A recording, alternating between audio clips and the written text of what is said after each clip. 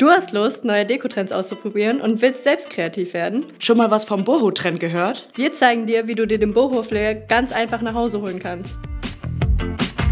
Hey, ich bin Hang. Hi, ich bin Sabrina. Das Wort Boho kommt vom Wort Bohemi und das waren im 19. Jahrhundert viele Künstler, die sich gegen die Norm gestellt haben. Das Besondere am Boho-Stil ist das Freiheitsgefühl, das in jeder Deko oder in jedem Outfit steckt. Besonders angesagt ist Deko, die dein Zuhause gemütlich macht. Mit viel Natur, egal ob in Materialien oder in Farbe. Den Trend, den gibt es schon sehr lange, der kommt aus der Hippie-Bewegung und den sieht man sowohl in der Fashion-Welt als auch im Wohnstil. Wohnaccessoires lassen sich super leicht in Boho verwandeln. Wir zeigen dir jetzt, wie du einen Boho-Spiegel bastelst. Die Utensilien bekommt ihr ganz einfach aus dem Baumarkt, online oder aus einem Dekoladen. Für einen Boho-Spiegel braucht man natürlich erstmal einen Spiegel. Wir haben uns hier für die runde Variante entschieden, ist aber ganz egal, welche Form oder Größe ihr nehmt.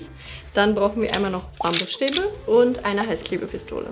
Zunächst einmal nimmt man den Spiegel und dreht ihn einmal um. Dabei müsst ihr aber aufpassen, dass eure Tischoberfläche sauber ist, damit der Spiegel nicht zerkratzt. Dann nimmst du die Bambusstäbe und misst am Spiegel aus, wo du sie gerne positionieren möchtest. Als Orientierung empfehle ich dir erstmal die 4 Himmelsrichtungen zu kleben und danach die Lücken zu füllen.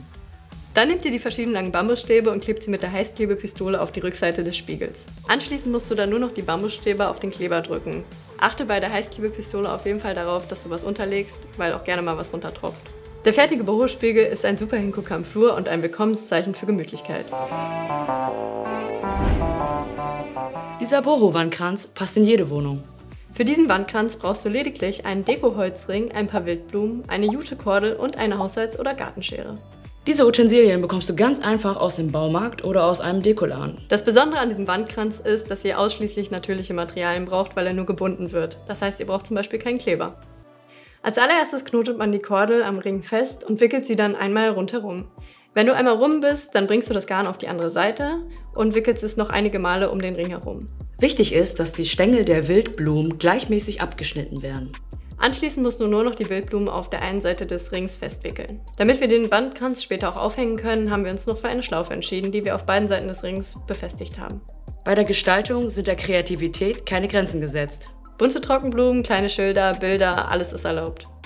Du suchst mehr Tipps für dich und dein Zuhause? Dann abonniere den Kanal. Als nächstes zeigen wir euch, wie man ein Boho-Tablett selber bastelt. Hierfür brauchen wir ein Holztablett oder eins aus Pappe, Jutegarn, ein paar Gardinenringe und als Arbeitsmaterialien eine Haushalts- oder Gartenschere und eine Heißklebepistole. Ich empfehle dir vorher die Mitte einzuzeichnen, damit du das Garn auch gleichmäßig aufkleben kannst. Zuerst wird die Kordel auf der Mitte des Tabletts befestigt und dann in Schneckenform weiter aufgeklebt. Dies macht ihr immer Stück für Stück, abwechselnd Kordel und Kleber, bis das ganze Tablett gefüllt ist. Passt besonders beim Kleben auf eure Finger auf, denn der Kleber ist ziemlich heiß. Die Gestaltung des Tabletts ist sehr individuell. Wir haben uns entschieden, Gardinenringe als Verzierung zu nehmen.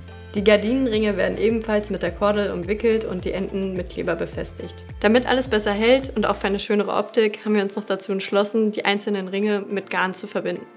Das sollte man 1 bis 2 Tage trocknen lassen, damit der Heißkleber auch wirklich hält. Das Tablett kannst du entweder auf den Couchtisch stellen und eine Pflanze oder eine Kerze da drauf, oder wenn du es als richtiges Tablett benutzen möchtest, kannst du damit auch im Bett frühstücken. Was ist dein schönstes Boho Do-it-yourself-Objekt? Schreib es in die Kommentare.